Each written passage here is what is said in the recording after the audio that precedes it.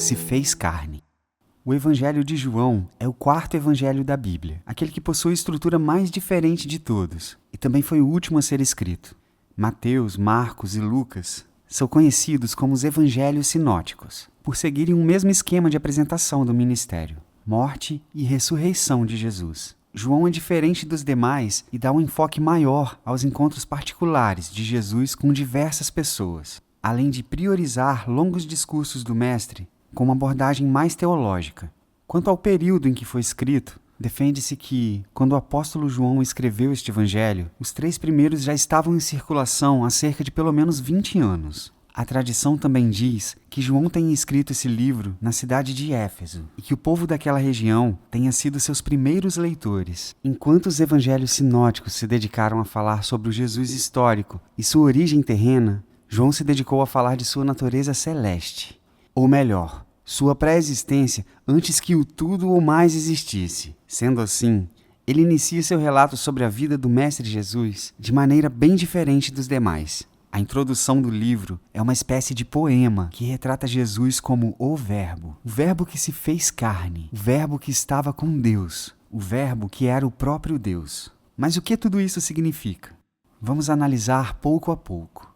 No princípio era o Verbo. Esta é a primeira frase do livro de João, e não é coincidência que ele comece da mesma forma que o livro de Gênesis. No princípio, criou Deus os céus e a terra.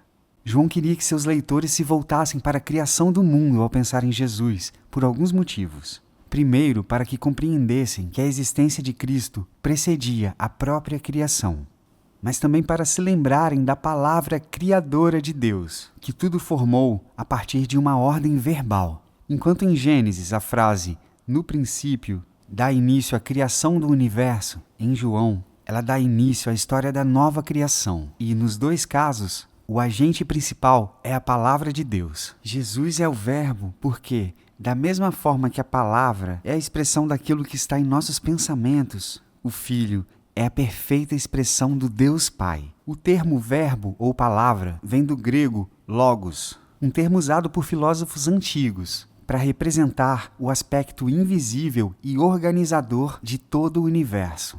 Para João, porém, o logos era uma pessoa, o próprio Jesus.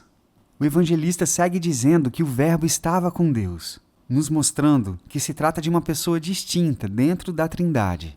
Mas o Verbo também era Deus, sendo um em essência com o Pai e o Espírito Santo. João ainda afirma: "E o Verbo se fez carne e habitou entre nós." O apóstolo poderia ter declarado que o Verbo assumiu forma humana, mas ao usar a expressão "se fez carne", João enfatiza que Jesus veio como ser humano em suas limitações e fraquezas, mas sem um aspecto moral decaído. O verbo grego para habitar significa basicamente montar a tenda, mas no original temos uma flexão verbal criada a partir do substantivo tabernáculo. Sendo assim, o sentido mais literal seria dizer que o Verbo tabernaculou entre nós, uma referência ao tabernáculo do Antigo Testamento, é claro. O tabernáculo no deserto, que teve sua construção ordenada pelo próprio Deus, era a representação da presença divina entre o povo. De igual modo, Jesus, o Verbo, era a manifestação da presença concreta de Deus entre os homens. Mas é fato que Deus fixou sua presença entre a humanidade em um sentido muito mais pleno a partir do Verbo encarnado. Em Apocalipse, livro que também foi escrito pelo apóstolo João, temos uma melhor descrição dessa verdade. Ouvi uma grande voz vinda do trono que dizia: "Eis que o tabernáculo de Deus está com os homens, pois com eles habitará, e eles serão o seu povo, e Deus mesmo estará com eles. Nele estava a vida, e esta era a luz dos homens. A luz brilha nas trevas, e as trevas não a derrotaram." O Verbo é apresentado por João como a origem da vida, o que pode ser uma referência ao Espírito Santo que, após a morte de Cristo, habitaria nos crentes. Ele também é indicado como a luz resplandecente nas trevas. E se pensarmos na criação, veremos que a luz traz ordem ao caos da escuridão. Aqui, na nova criação, a função da luz é desempenhada pelo Verbo, o Cristo encarnado. Mas por que era tão importante para João enfatizar que Cristo assumiu forma humana? Nos primeiros séculos da igreja primitiva, havia uma heresia gnóstica que afirmava que a encarnação de Jesus não foi real. Essa heresia separava o Jesus terreno do Jesus celestial, e é bem provável que na área que João se encontrava, essa heresia fosse bem difundida. Por isso era tão importante combater a mentira com a verdade. E a verdade é que Cristo, o Verbo que estava com Deus e que era Deus, assumiu a forma humana, se fez carne e habitou entre nós. Como tabernáculo ambulante e perfeito, Cristo foi a maior expressão da presença de Deus entre os homens. Aquilo que o Antigo Testamento tentava apontar e que o tabernáculo buscava representar. Tudo foi completamente esclarecido e contemplado em Jesus.